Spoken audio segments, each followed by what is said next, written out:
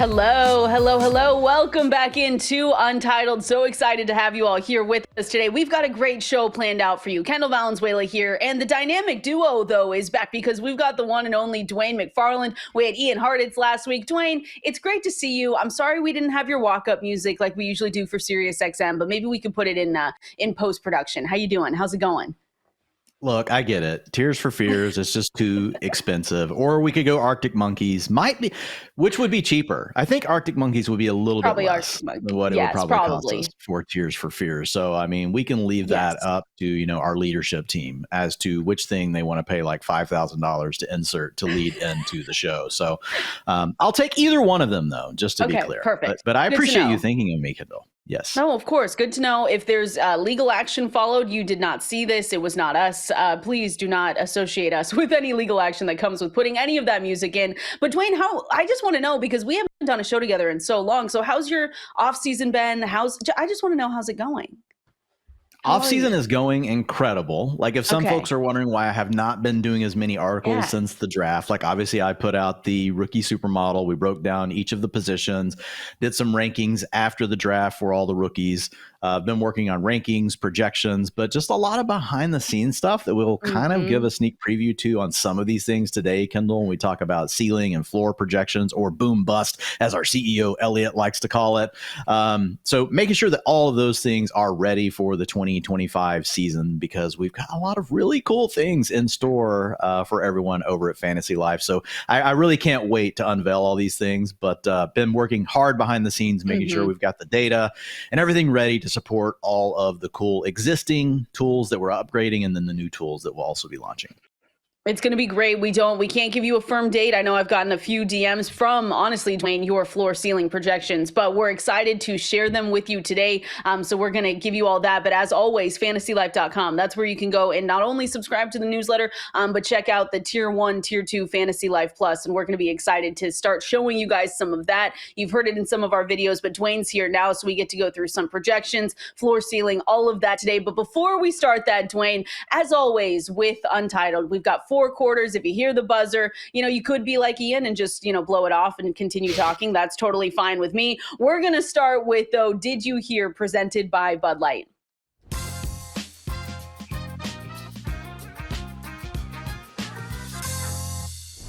All right, Dwain, did you hear? We're going to go through all the latest news and see what you have to say about it. So let's start with the one and only J.K. Dobbins. So J.K. Dobbins is still around. He did sign with the Denver Broncos. It's a 1-year deal, $2.75 million, could rise to over $5 million with incentives.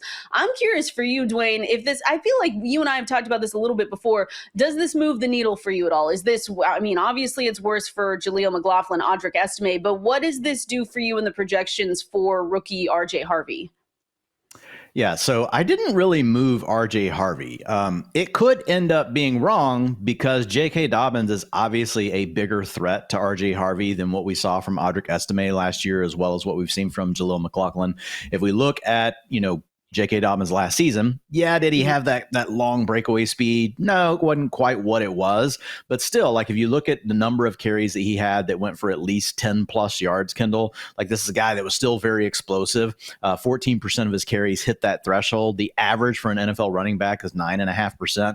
If you look at his yards after contact, it was 3. That's better than what we saw in the year before for him, 2.8. The year before that was 3.1. So J.K. Dobbins, he's only going to be, he'll be basically 27 when the year starts, 26.8 if we're really crunching the numbers, Kendall, being technical. So he's still a younger back, and he is good enough that if RJ Harvey were to falter, like, he could be there to swoop in and really compete for some of those touches. So I do think that it's a threat. I did not move Harvey down, though. Like, when I look at RJ Harvey, he's a guy that Sean Payton clearly wanted, basically took him around ahead of when we thought he was going to go. RJ Harvey is a player that the supermodel actually liked.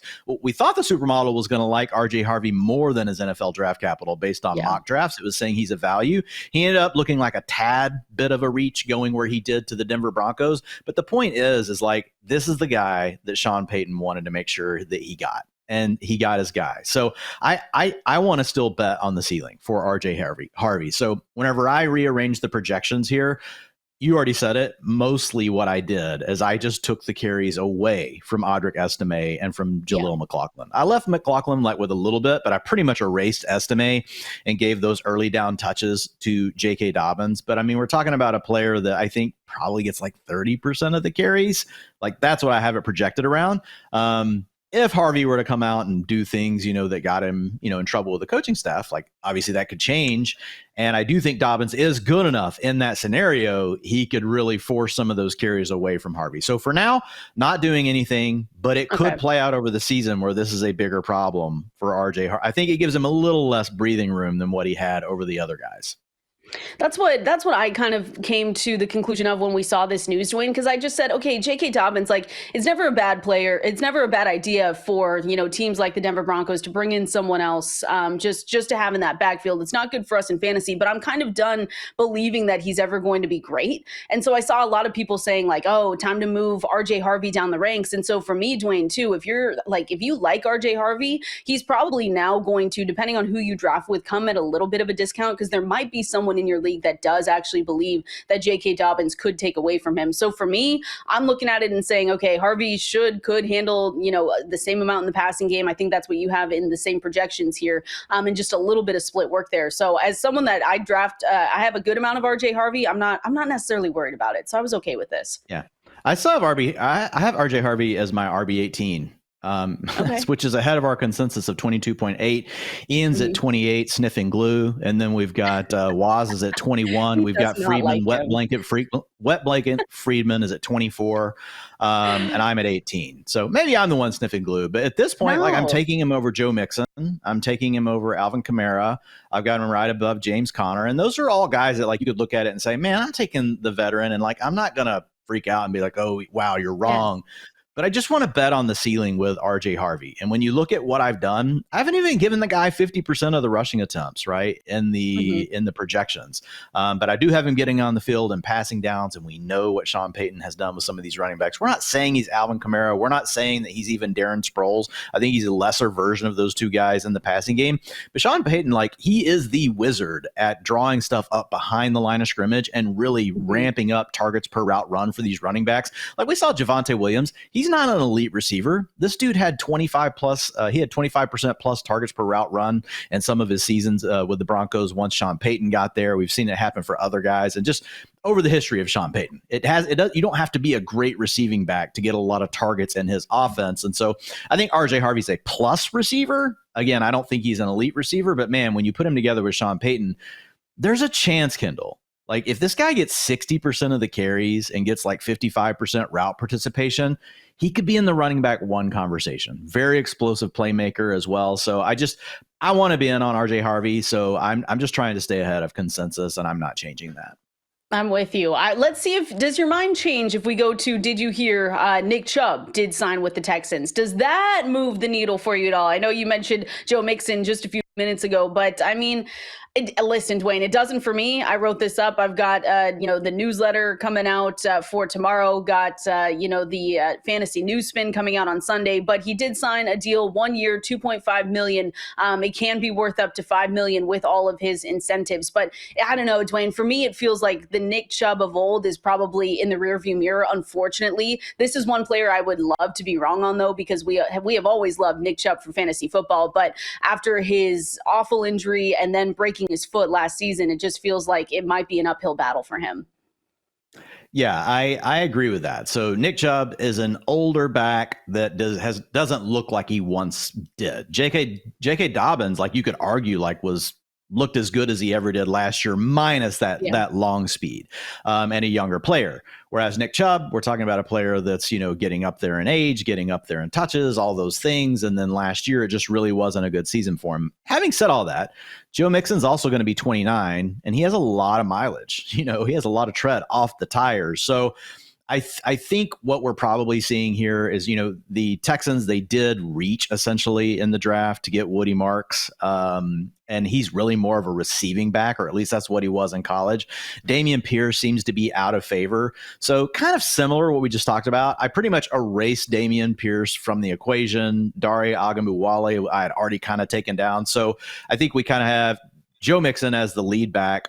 giving away a few of his passing routes to Woody Marks, a few touches to Woody Marks, but some of the early down work now going to Nick Chubb. So I did move Joe Mixon down a little bit. I do think that he is a little bit more fragile because of the age, and he's just at a point where we could see more of a drop off, like in his ability. We've also kind of got these murmurs that like he's dealing with an injury. You know, it's just enough that I wanted to move Joe Mixon down just a little bit here. So whenever all was said and done, like essentially RJ Harvey leaped Joe Mixon. Joe Mixon was a player, Kendall, that I felt was pretty much a lock for like 250 plus rushing attempts, even after docking him for like 1.5 games. Now I think like his lock is probably between 225 and 235 is probably a more fair estimate. So I do think he loses a little bit of ceiling here. I don't think he loses a job to Nick Chubb, but I do think it's enough where Mixon is not a special enough talent to not just kind of divide this up a little bit more.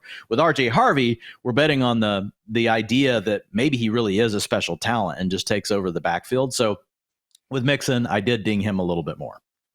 Yeah, I'm in the same way where I look at it and I say, okay, Chubb, maybe he can recapture, you know, the pre-injury production, but I am not going to bet on that. And so I'm not going out of my way, not only to draft Nick Chubb, but it does, you know, Joe Mixon with the injury rumors and just the end of the season that we saw last year, Dwain, with him. It wasn't phenomenal. Like we kind of knew when we looked at the schedule for the Houston Texans, we said, this isn't a great fantasy playoff schedule for him. But when you look at just the carries and how they went down after the bye week, especially in week 14, production kind of came down for him. So that's another thing that I'm looking at and saying, I don't know if I'm necessarily as high on him, especially as high as I was last season. But it's one where, you know, hopefully Nick Chubb is good, but just I don't think he's going to be good enough to take a lot away from him. The last one we have to do here, because I just want to know, one, if you care, two, if this moves the needle for you at all, but it was probably the worst kept secret in the NFL that Aaron Rodgers did sign, Dwain, with the Steelers here.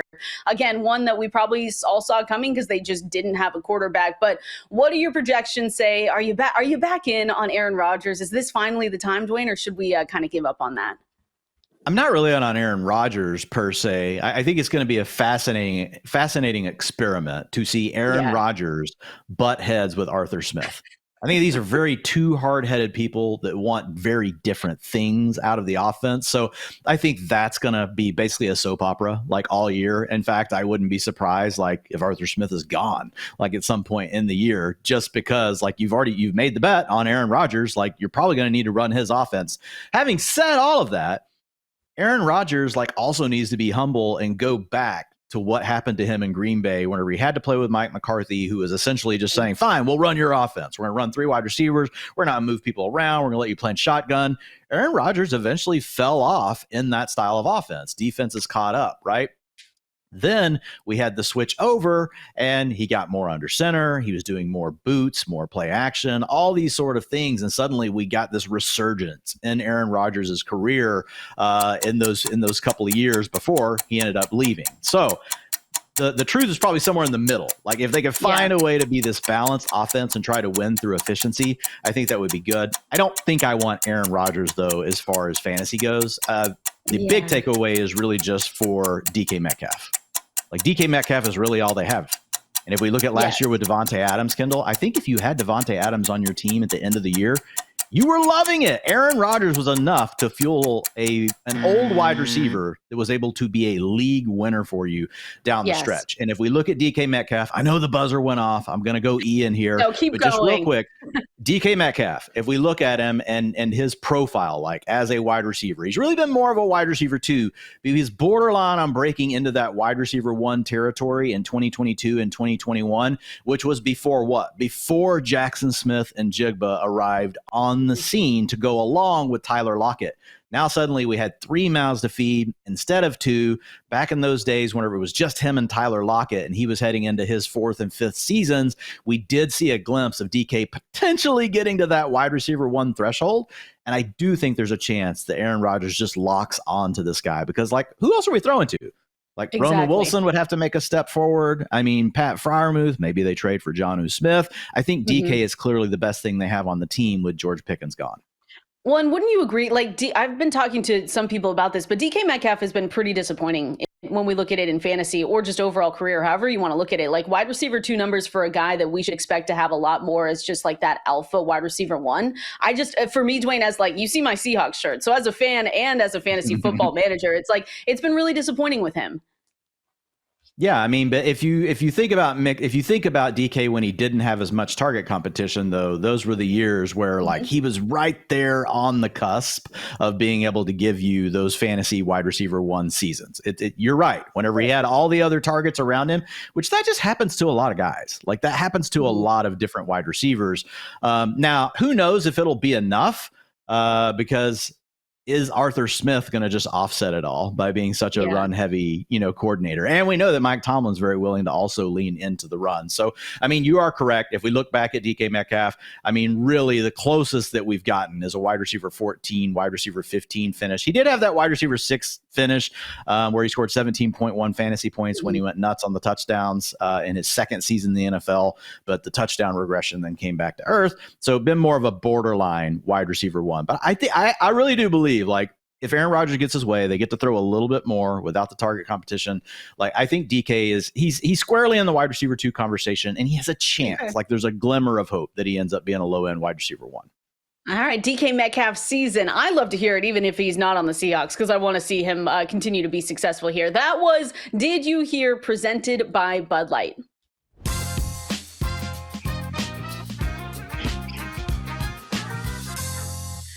All right, fantasy football fans, sure, NFL season may be long over, but next season's action is already well underway. We're talking big trades, new signings, draft order shuffles, you name it, and all this preseason NFL action is easier to enjoy with the official beer of the NFL. So get Bud Light delivered today and enjoy every season projection, every player trade, every coaching change and draft pick with the clean, crisp taste of Bud Light, the official beer of the NFL. Stock up now for the offseason and enjoy. Bud Light, easy to drink, easy to enjoy.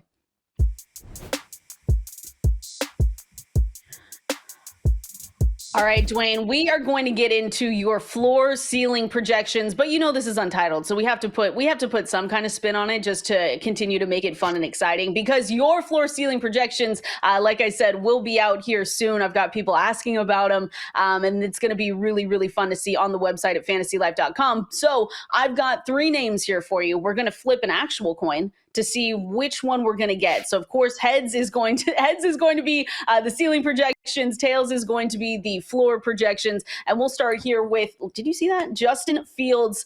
Oh no, Justin Fields floor projections. What's the worst case scenario with Justin Fields for the New York Jets this season, Dwain?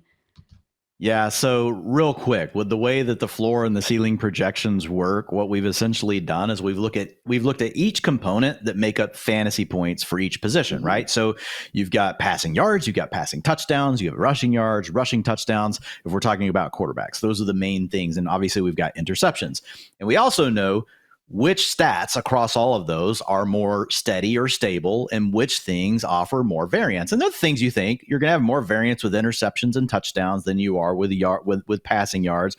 Rushing yards are also more stable for the guys that we know are typically good at rushing. So we look at Justin Fields, and you look at that low end on the range of outcomes, Kendall, it really comes down to what he is as a passer.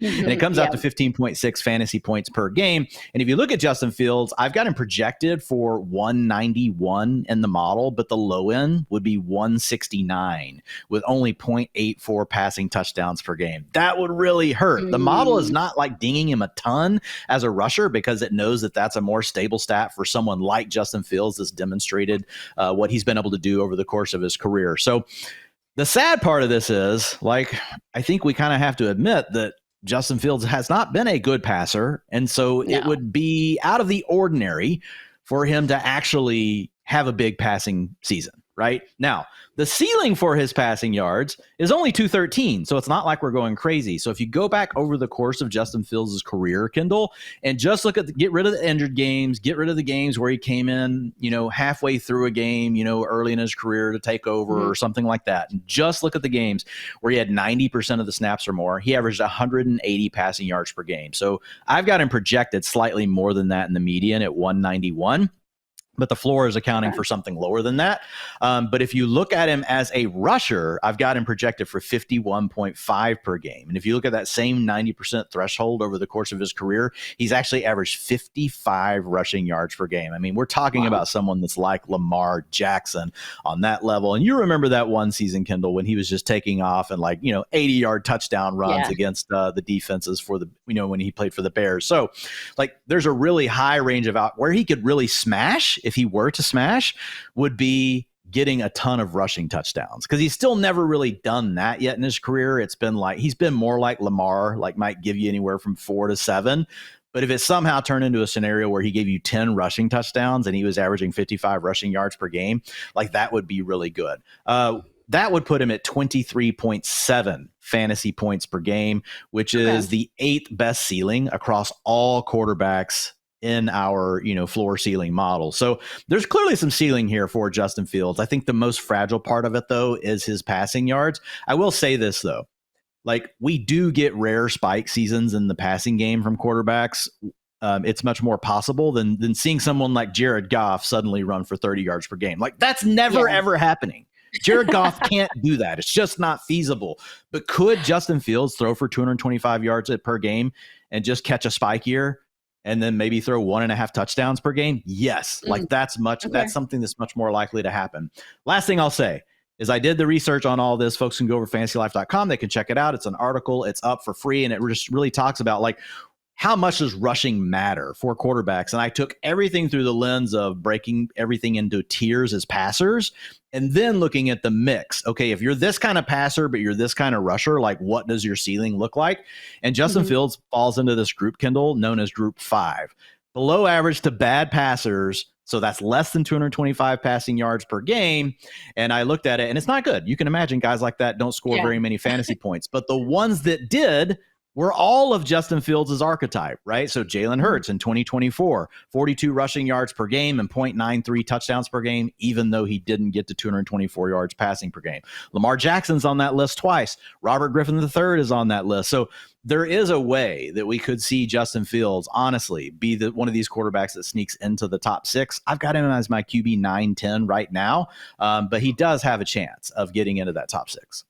And that's why it's always so hard to keep him outside the top 10, outside the top 12 for our fantasy football rankings, just because of the rushing upside he gives. The fun fact we always like to throw out is that he is, with Lamar Jackson and Jaden Daniels, as the only quarterbacks in NFL history to average at least 50 rush yards per game. So that's a fun one that you can bring up at dinner over there for Thanksgiving or whatever you have going on. Let's flip the coin again. Let's do another floor ceiling projection. Let's do ceiling for Omari and Hampton. I promise I'm not lying either. Did you see me flip that coin, Dwayne? I've been practicing all morning ceiling projections. I'm very impressed, actually. Thank you. I'm pretty sure if I did it, it would hit the desk and make a noise. It took me a while. Producer Swing would want to take it out, and it would just be a hassle and an extra. It would be extra work for Elias and other folks behind the scenes and Kelsey. So let's talk about Omari and Hampton. Well, number one, anytime we're going to talk about upside, we got to talk about a talent profile, right? Well, the good thing with Omari and Hampton is we look at him in the rookie supermodel, Kendall. He is the 10th best rated running back to come out since 2017 with a supermodel rating of 79. Here's the other part of that. Of those running backs, 91% of them, Kendall, have gone on to post a top 24 running back finish within their first 3 years. So with Omari and Hampton, it's really not a matter of if, it's just a matter of when. And that's really what this question comes down to when we talk about ceiling. If he just takes over the backfield, Kendall, the ceiling's going to be higher than the one that I'm about to share with you, because I am assuming early on in the year that Najee Harris does get some of that workload. So we've got Omari and Hampton right now projected for 58 rushing yards per game, but the ceiling in his projection range would push him to 73. And in that scenario, he's pushing out, right, Najee Harris and getting more of that workload early in the season. I've got him projected for 0.4 rushing touchdowns per game, but the ceiling, because there's a higher variance on touchdowns, is 0.8.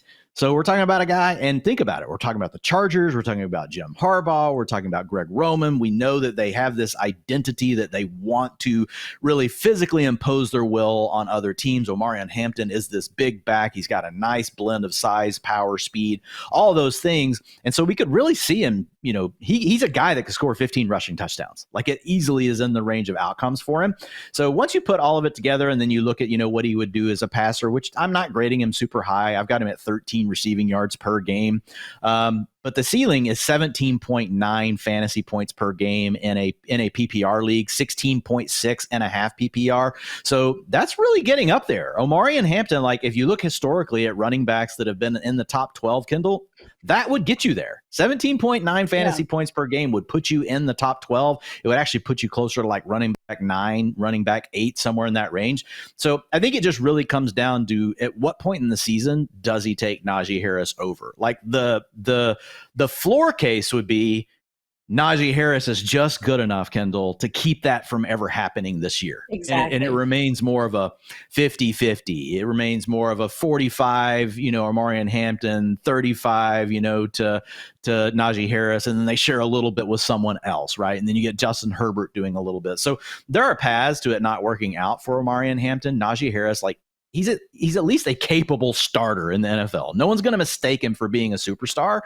But if Omarion Hampton were to come out and like struggle in pass pro, struggle with fumbles, I think Najee Harris is good enough that you could get like, one of these older coaches being like, we don't put the ball on the ground, Omarion. Like, we're just not going to give you all these carries. So the is 9.3 PPR points per game, right? So, I mean, there is a significant floor here for Omarion Hampton. So it makes him kind of one of these boom bust players.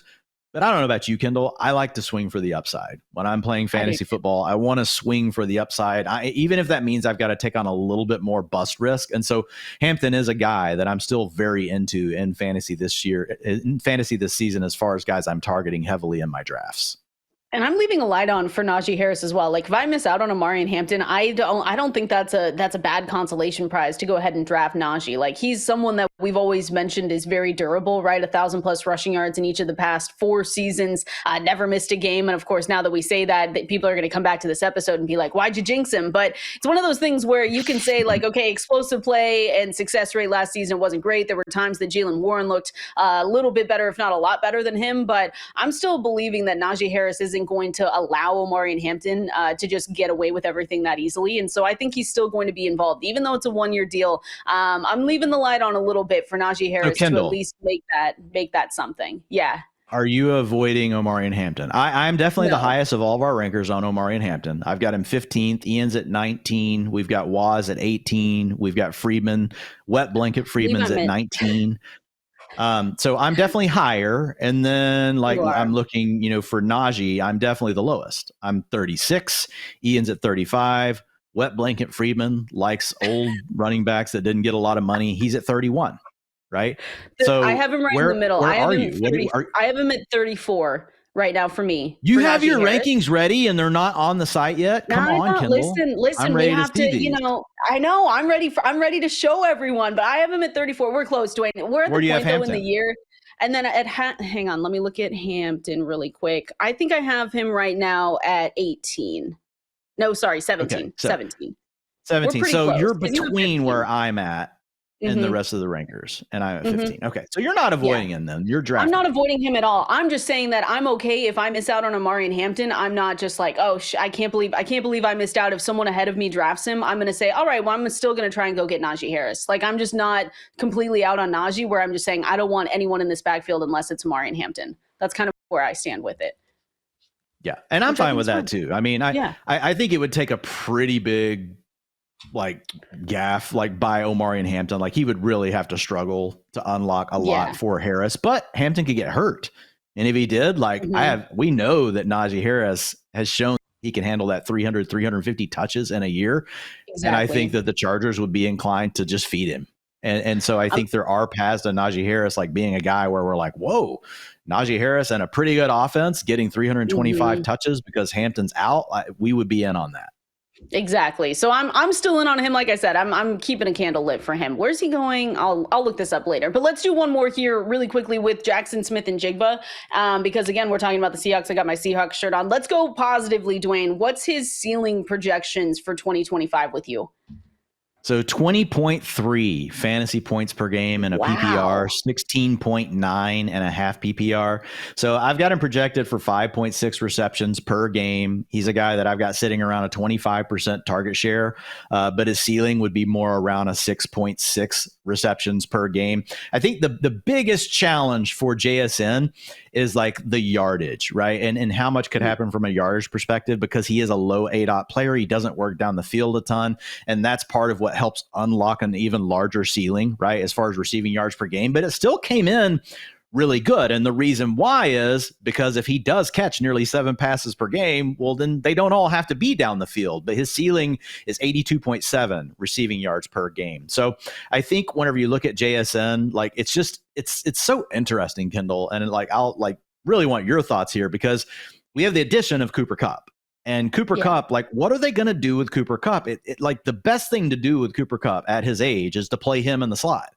Well, if you play him in the slot, then you're taking away like the thing that JSN also does the best. Now, we do have Marquez Valdez-Scantling, and as much as everybody likes to make fun of him, like he's the guy that can just stand out there and run the deep stuff, right? And he can worry about all that. You let these guys work more underneath and to the intermediate range. Those are all throws that Sam Darnold can make if he's kept clean. Like that's the real question. Can the Seahawks offensive line keep Sam Darnold looking more like what we saw in Minnesota, or do they cause him to morph back into what we saw with the Jets? But what is your thought on the overlap between JSN and Cooper Kupp, and who's getting to play the slot? I'm hoping it's JSN, because I'm essentially out on Cooper Kupp, and I think, Dwayne, more of my thought process has been I'm really not high on Sam Darnold, and maybe that's something that I just need to say, hey, we've seen, mediocre to somewhat bad quarterbacks still be able to supply a heavy volume to these wide receivers, and that's what gets them their fantasy points, and that's what keeps them in our minds and in our hearts for fantasy football. But for me, like you kind of mentioned it's PFF's reigning 31st ranked offensive line. Yes, they got Gray Zabel. I believe that they're kind of finally being able to evaluate talent a little bit better, and being able to go out and get Gray Zabel in the first round was something that they absolutely needed to do. But Dwayne, I'm worried more about Sam Darnold. Are you not? Like I want to believe that I love JSN, and I think that he can get all the targets, all the volume. And yes, Cooper Kupp is there. I'm kind of just, pushing him a little bit to the side just because of age. And I believe that they're just going to feature JSN, but I'm more worried about Sam Darnold under pressure. And looking at, Clint Kubiak, I know he got good moments out of Derek Carr. I'm just looking at it and saying he had a way more quarterback friendly offensive environment last season, and now he's coming into, I think, a more difficult situation. And that's what makes me nervous about just the wide receivers as a whole. Yeah, and I mean, the floor on JSN is 11.8 PPR per game, 9.5 and half PPR. And like what is happening in those scenarios is Sam Darnold morphs back into the version of Sam Darnold that we saw with the Jets, with the Carolina Panthers. Now, again, we saw DJ Moore have an okay season with Sam Darnold. We saw Robbie Anderson, Robbie Chosen, Yes. what I don't know what to call the person to call him anymore, but we saw him actually have a decent year with Sam Darnold. So it's not like it's not possible in a bad offense, but I think once you layer it in with the fact that there could be, situations where he's having to kick outside and play outside more, and Cooper Kupp stills routes from the slot too. Like those are two things that introduce risk into the JSN profile. I want to buy JSN though, and it's pretty simple. I like buying into players that we liked as college prospects that are breaking out early in their NFL career. Historically speaking, when you just kind of fade the rest of those issues that we talked about and just bet on the talent of the player, you just leave room for good things to happen. And so I'm going to be in on JSN, but I will say that there are a couple of things that could really hurt it this year. I mean, he really could be hurt. And the other thing is, like, and Ian talked about this on Twitter the other day, I've watched all of JSN's receptions from last year, and I had a similar takeaway. And I had these takeaways last year in the season. While I like JSN, like Geno Smith was dropping him dimes in a phone booth. Yes. It's not like he had this amazing separation when working downfield. I mean, these were great passes from Geno Smith. The other thing I will say, though, is JSN did improve as a yards after the catch player last year. And part of that was because they tried to scheme him more of those things up. And again, that comes back to the Cooper Kupp thing. We want those scheme looks all going to JSN, not Cooper Kupp. If he starts losing those, and then like his separation isn't good enough and he can't get enough targets downfield, well, then that becomes a problem. So still, I'm betting on JSN, even though, like we just talked about, 20 negative things. I'm here for the pro Geno Smith conversation too, Dwayne. I just think he gets so much crap thrown his way. And I'm like, he was an accurate passer. He did a lot to just mitigate those how bad the offensive line was for the last few years. So that's all I'm going to say on that. Let's continue on here. It's like, let Geno Smith eat. We're going to continue on here. But before we do, let's hear from our friends over at Bud Light. Check out the new whip. Tight. Fully custom. How many Bud Lights can you fit in that puppy? As many Bud Lights as it takes. It's a lot of Bud Lights. You have to give me one of those. Going on into the third quarter here, Dwayne, we're going to play Guess the Player Projections. So we have gone on to fantasylife.com, which everyone can go and check out. And we've seen your player projections for 2025. Going to give you some of the numbers and curious if you're going to be able to look at that and know who the player is. And then we can talk into deeper conversation. No, it's going to be fun. It's going to be fun. I promise. Like you're going to know. You're going to know. I think you're going to know. Let's start with the quarterback here. I'm going to give you, let's start with mystery player number 1, Dwain McFarland's projections at fantasylife.com. You're going to see him on the screen here. Pass attempts sitting at 533. Passing yards, 3,703. Rush attempts, 82.3. 386 rushing yards, and then 296.5 fantasy points total. Who do you think this is? Which quarterback? So the rushing attempts is like the thing I have to pay attention to the most. That's too low to be Kyler. It's too low to be any of the elite dual threat quarterbacks, but it's kind of in that pocket above, no pun intended, like the pocket passers. Yes. That's too high for Baker. It has to be Caleb Williams. It has to be Caleb Williams or Bo Nix. It has to be one of those two players. It's like you do this for a living, Dwayne. You have one of them. Do you want to pick one? It's Bo Nix. You were right. It's Bo Nix. I was probably about to say Caleb, so I was going to screw it up. No, you got it. But they're in the same range. So I like it because Bo Nix was one that was not difficult for me during going through the rankings, but it's one where we saw him progress so much throughout the season in 2024. So it looks like you're kind of on board with saying he's going to continue to give you the rushing upside, which again, we love in fantasy football. And he's inside everyone's top 10 for our rankings over at fantasylife.com. Yeah, Bo Nix is actually one of my favorite targets at quarterback this year. He is priced up a little bit, Kendall. He's expensive. But imagine a world where Bo Nix takes a step forward as a passer. And what if he is, again, Drew Brees was amazing, but what if he is this great partner with Sean Payton and the way he plays stylistically and the scheme that Sean Payton wants to run? What if he takes this bigger step forward than we're giving him credit for as a passer? And because he's going to run. What if he threw for 4,200 yards? That's where the ceiling really comes in. And then you add on 400 to 500 rushing yards and, somewhere like 4 to 6 rushing touchdowns. That's going to be a really good asset in fantasy football. So if you look at him, his median projection is 18.5, but his ceiling projection is 23.8. So Bo Nix is a player I really do like this season. And we added Evan Ingram. So you got another weapon, RJ Harvey, an explosive option out of the backfield. We already talked about Sean Payton, what he likes to do with his back. So yeah, I do like Bo Nix this season. He's priced accordingly. So you're not getting a big discount on it. We'd love it even more if Bo Nix was going at like quarterback 12, but because of where he goes in drafts, I don't get him all the time, but certainly I think there is a case for upside with Bo Nix.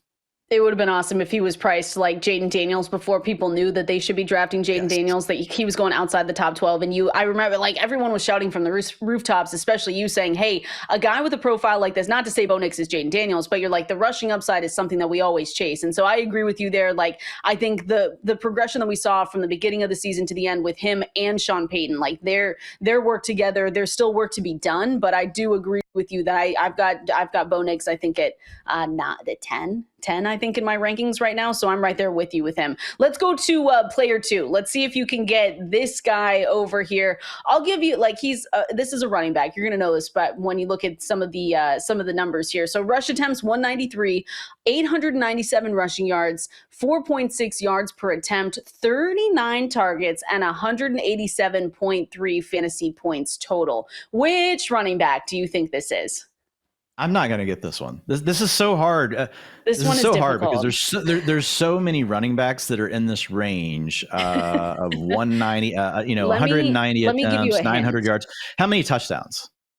It's obviously decent on the touchdown front. He's got 187 fantasy points on that, so he has to be at least on a decent team. Let me tell you, because you can't. Let me tell you what the touchdowns. It can't be a Quinshon Judkins because that's too many. No. Okay, are you giving me a hint? Let me tell you what the touchdowns. You have written about this running back for touchdown regression in 2025. Oh well, it's James Cook. Yes. There you go. If I've written about touchdown regression, you made it too easy though. Well, I'm sorry. I didn't have the touchdowns in front of me. No, I wouldn't have got that though without I would have honed in though. I would have started thinking about split backfields on teams that we think are going to score a lot of points. So there's a chance I would have got to James Cook. I probably would have missed it though. No, you got it. But James Cook, you do expect, like, here's the thing. I know that people are going to look at him and say, oh, the contract stuff, he's still showing up, but do we have questions? Like, to me, Dwain, James Cook is going to get paid by the Buffalo Bills. He's just doing everything he can to get paid based on the numbers that he had last season, because he was really damn good for everything. The touchdown department for us in fantasy football. What are your expectations for him, though, with Buffalo in 2025? So James Cook is interesting because, like, the thing that gets most associated with me whenever we talk about him is the touchdown regression, which I do think is coming, right? There's just no way that, he can do what he did last year in touchdowns on a per attempt basis. But I do think there are still things to like about James Cook. And there's also still a path, Kendall, where James Cook could handle a larger workload than what we've ever seen, from him before. And so the biggest thing that I like to look at with James Cook is, like, he is an uber talented back. If we look at him averaging 4.7 and 4.9 yards per attempt over the last 2 seasons with 237 and 207 carries, that's really impressive. Since 2011, only 25% of running backs to reach 200 plus carries have eclipsed 4.6 yards per attempt. And here's the list of players to do that 2 times. James Cook obviously is one of them. Here are the rest: CMC, DeMarco Murray, Derrick Henry, Ezekiel Elliott, Jamal Charles, who is like my closest comp as far as like size, speed to James Cook,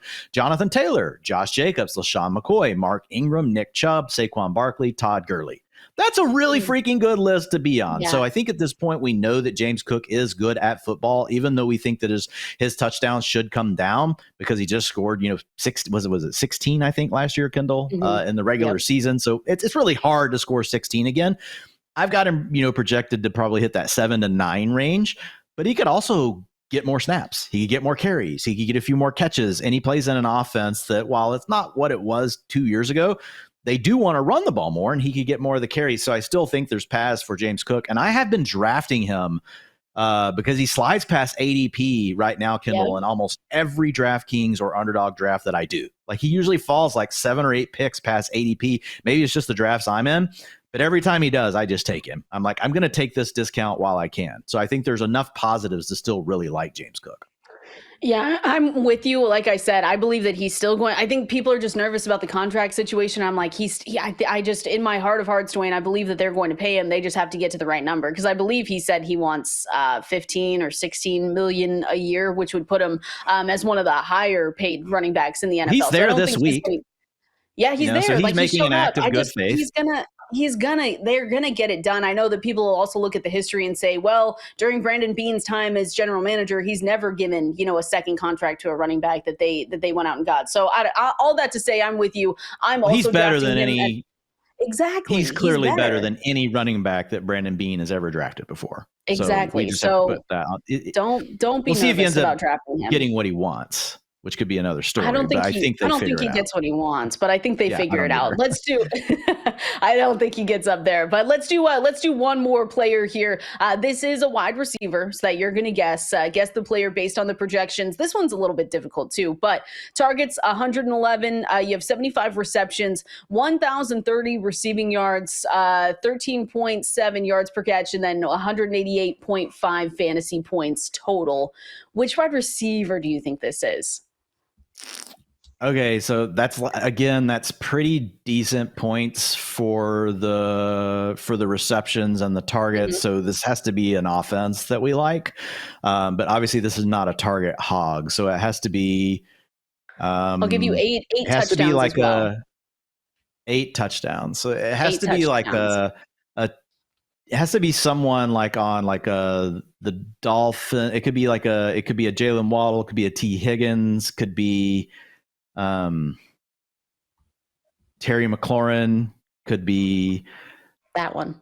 I'm trying to think of all the guys that are like between probably 120 targets that like are that we've got projected for touchdowns because they're on an offense You did that say we it. like. You did say it in those 3. I'll give you that. I don't know which one it is. Like it's Terry. But you had okay, it. You Terry. said his name. Okay. It is Terry. Scary Terry. Again, another guy that he's going to get paid as well. I know that people are watching that situation and saying, I'm getting, a little bit nervous about drafting Terry. No, Terry McLaurin is going to get paid. Yeah, by I the nearly Washington said Calvin Commanders, Ridley and but- Jerry Jeudy, but like we don't have as No. high enough expectations for their offense to hit the fantasy points we have. So okay, cool. Yeah. So what are your expectations for him? I know that people are also looking, they say, hey, they added Deebo Samuel. He was a guy that was very injured last season, also had bouts of pneumonia, and it just overall wasn't a good season for him. But what are your expectations for Terry this year? Terry is priced pretty high. So he's another player that touchdown regret. He outdid what he's normally done from a touchdown standpoint last year. Now you can also sit here and look me square in the eye and go, duh, he has Jaden Daniels. He finally has a quarterback that can like actually let Terry go out here and ball. So you can't completely dismiss it. But at the same time, if we really thought that Jaden Daniels unlocked this new version of Terry McLaurin, we would have expected the yards per route run to go up more. And they stayed really more. They went up a little bit, but it was historically close to where he's been. Targets per route run, all those other things stayed similar. The only thing that really went up was touchdowns. So I don't have a ton of Terry this year. And it's not that I don't like him, Kendall. I think he's slightly overpriced, though, right now. He's going in the 3rd round of underdog drafts right now, like right in the middle. So wide receiver 17, that puts him ahead of guys like Tyreek Hill, Marvin Harrison Jr., Garrett Wilson, Rashee Rice. All 4 of them, would you put ahead of him? I'm taking Rashee Rice over him for sure. I'm taking Tyreek Okay. Hill over him. And I know that's a boom bust thing with Tyreek Hill, but Tyreek Hill did just, 2 years ago, like nearly just set the league on fire. Now he only sets his house on fire. Actually, I don't know if he did that, but anyway, that was terrible of me. But if you look at like the ceilings for those other players, I like them more. Like Marv, I think I'm leaning Marv too. Marv too, but that's closer. I think that's closer.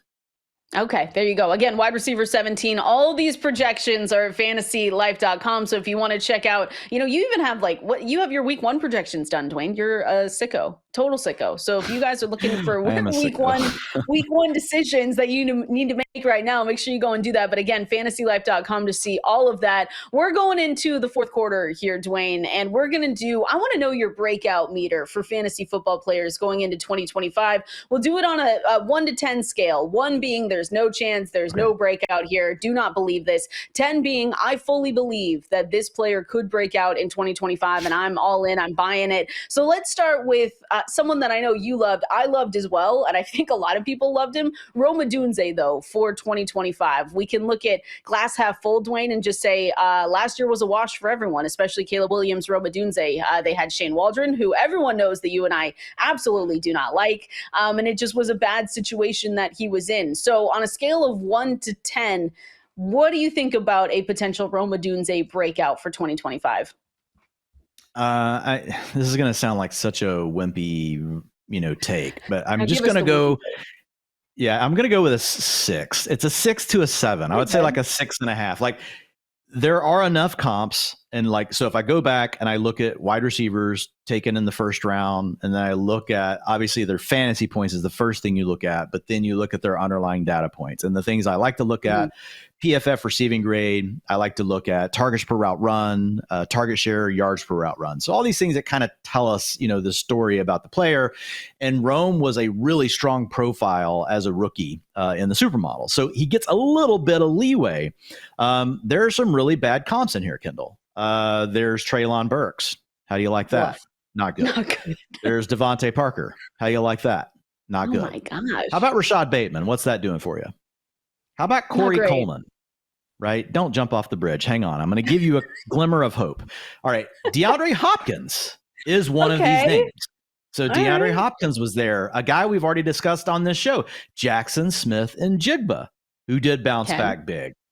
So those are the two that you kind of lean to. And if you wanted to go back even further, the other player would be Davante Adams. Now, Davante Adams was actually stinky for 2 years in a row before getting the breakout. And if you look at all those players, they had some things in common. So JSN came into a scenario where he had Tyler Lockett and DK Metcalf to deal with. What did Rome have to deal with last year? As much as Keenan Allen people want to say he was washed, like once he was healthy, I mean, this guy was getting 25% target shares, right? DJ Moore was getting his targets as well. So it was tough for Rome Odunze. Now I know people are going to go, well, they added Colson Loveland, they added Luther Burden. I get it, but those guys aren't proven yet, right? He was actually having to go up against proven veteran players that have shown they can earn targets. And I think this opens the door for Rome in this next season. And here's the thing I'll say about Rome. Even though I put him at like a 6.5 on that 1 to 10, maybe we could scoot him to a 7. The intensity of what his breakout could be still makes him worth the bet. He is very much boom bust. He could be a complete bust, but when you hit the boom, the players I named for you, DeAndre Hopkins, that should get you excited. Devontae Adams, that should get you excited. What JSN did last year, it should get you excited, because even though we don't hit all the time on a player that had a year one like Rome, even though he was a good college prospect, when we do hit, Kendall, we hit really big. Okay. So this is the equivalent of a player in the major leagues that either hits a home run or strikes out. Like that's kind of where we are right now with Rome. So, but the beauty is if you do hit, it's that home run, and he could change your fantasy season. And where you're getting him in drafts, it doesn't kill you to take him. Like you can overcome a bust in round 6 or 7, and he'll probably go later than that in your home league. He'll probably be around 8 or 9 pick in those leagues. You can overcome a bust, but if you suddenly get a player that's a wide receiver 1 on your fantasy team that you got in round 6 to 9, that massively changes the outlook of your whole fantasy season. He's he's going as pick 62 right now, 6th round, like you said, but that puts him around guys like Juwan Jennings, Chris Godwin, Chris Olave, Jerry Jeudy. Like that's the range that he goes in. Give me him almost every time when we have names like that around him. All right, next breakout I want to know from you, scale of 1 to 10. Oh, is it the same with Keon Coleman, or are we kind of off on Keon Coleman with the Buffalo Bills? The one thing here, Dwain, like when we look at, Brady's offense and that philosophy, they spread the ball around. There was a big reason why Stephon Diggs from, all the way up until he became offensive coordinator 2023, that all went down. So it's one of those things where I want to believe in Coleman. He's a fun interview that we see, all those videos posted about him. But do you believe he could break out in 2025? Yeah, I think it's certainly possible. The problem for the Bills is they just they add 27 slot wide receivers to their team, right?